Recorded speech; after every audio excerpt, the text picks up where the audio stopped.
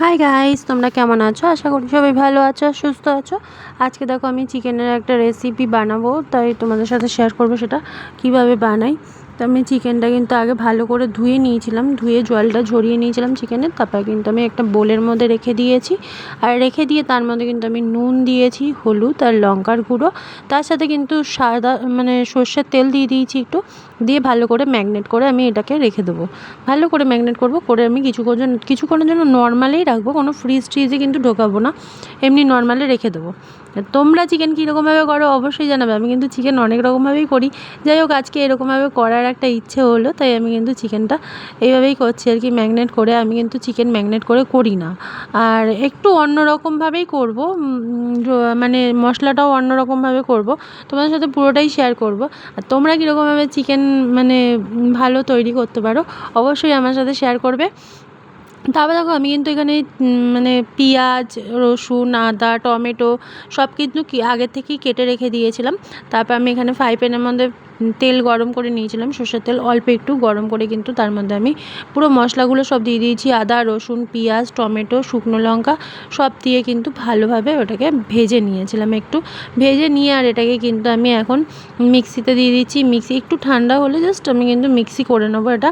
আর এখানে কিন্তু আমি প্রেশারে আজকে করব, আর প্রেশারে করব মানে কিন্তু আমি একদম ঘন ঝোল করব না, আমি একটু পাতলা করে ঝোল করব, কারণ হলো পাতলা ঝোল খেতে ভালো লাগে রাত্রিবেলায়, তো রাত্রিবেলায় একটু কষা কষা ভালো লাগে না, তাই একটু পাতলা ঝোল করবো। আর এদিকে দেখো ভাত আমার হয়ে এসছে, ভাত আমি বসিয়ে দিয়েছিলাম আগেই, ভাত হয়ে গেছে। আর দেখো এখানে কিন্তু তেলটা গরম হয়ে গেছে, আর আমি এখানে দিচ্ছি গোটা গরম মশলা, তেজপাতা, শুকনো লঙ্কা সোমবারে দিলাম।